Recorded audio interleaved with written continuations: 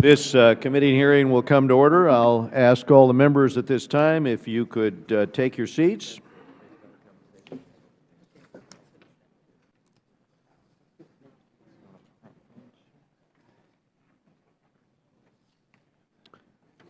Pursuant to notice, we meet today to mark up 6 bipartisan measures.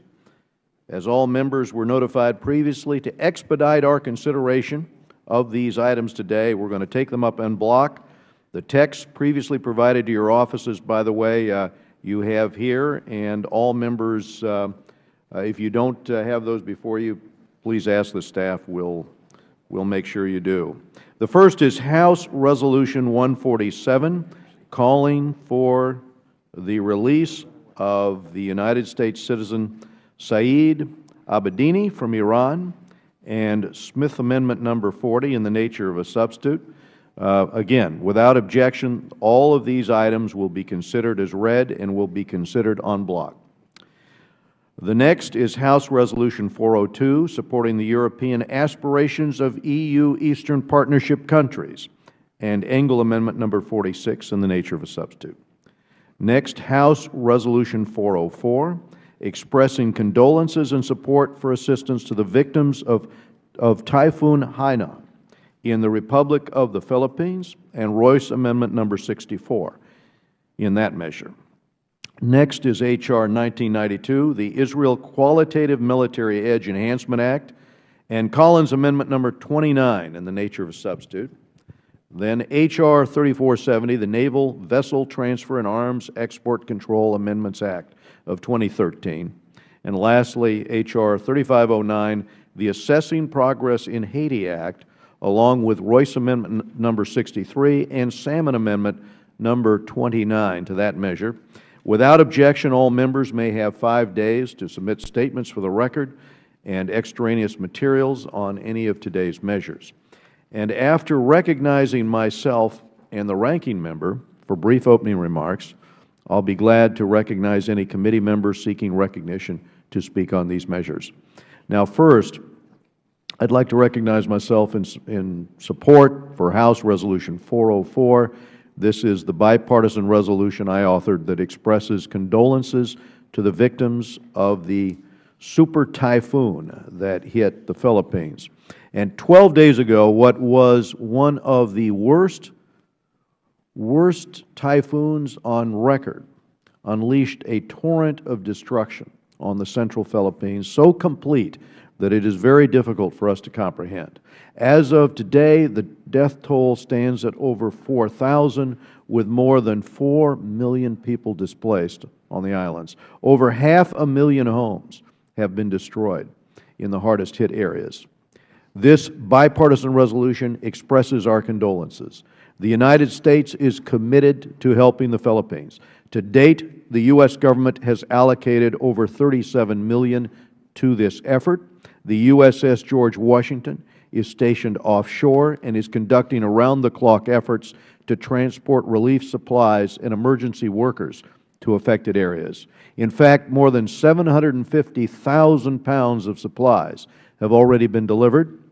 The municipal water pumping station in Tacloban is now operational again, thanks to the work of the U.S. Agency for International Development and thanks to the efforts of the Department of Defense. The resolution also recognizes the important role of the Filipino-American community in the relief effort. Many in the community were directly affected by the typhoon, with friends and family still unaccounted for. Indeed, the community has come together to raise funds and donated needed supplies. Some have even traveled to the Philippines to help there. Filipino Americans are rightly proud of their heritage, and they are committed to helping those affected by the typhoon recover and rebuild. The U.S. stands with the Philippines during this time of need. As the good people of the Philippines begin the difficult journey to recovery, the American people are here to lend our friendship and support. Second, we consider H.R. 3470, the Naval Vessel Transfer and Arms Export Control Amendments Act. This bill grants the Navy authority to transfer excess U.S. naval vessels to our East Asian partners, to Taiwan and Thailand, as well as to neighboring Mexico. By doing so, we help the Navy manage its inventory of decommissioned ships while strengthening the ties with U.S. security partners. Because the Navy will no longer have to store these vessels, the Congressional Budget Office estimates that this bill will save taxpayers $40 million. In addition, the recipient countries will pay for the refurbishment and upkeep of those transferred frigates, which is expected to result in a $50 million economic benefit for American workers per frigate who will do the work. This bill also helps expedite routine U.S. arms sales to NATO and other defense partners while maintaining appropriate congressional oversight. Third, we also take up Mr. Collins' bill. This is 1992, the Israel Qualitative Military Edge Enhancement Act. And I want to recognize Mr. Collins for his leadership on this important piece of legislation, a testament to the American people's enduring commitment to Israel's security. In 2008, Congress required the President to assess, on an ongoing basis, the extent to which Israel possesses a qualitative military edge over threats against it, which, as we know, are all too real. Currently, this assessment is done every 4 years and focuses on conventional military threats. This bill would require the Congress receive this assessment on a more timely basis every 2 years and would require the Administration to specify in a separate one-time report how it is integrating cyber and asymmetric threats to Israel into its overall security assistance framework. Next, we have H.R. 3509, the Assessing Progress in Haiti Act, which is a bipartisan product of thorough committee work. Last summer, the committee received a GAO report detailing the startling lack of progress on U.S.-funded post-earthquake reconstruction efforts on the island. The committee followed up by sending a bipartisan delegation of staff to investigate and then held a hearing on Haiti reconstruction where members asked tough questions about U.S. aid efforts. One recommendation we heard over and over was that Congress needs better and more frequent reporting to ensure that we are being kept up to date on reconstruction activities and so that Congress can provide tough oversight at a time when much of the funding for Haiti is yet to be spent. And this bill does just that. So I commend Representatives Barbara Lee, Ranking Member Engel, Chairman Ross Leitonen, Chairman Salmon for their focus on Haiti and for working in a bipartisan fashion to craft strong oversight legislation.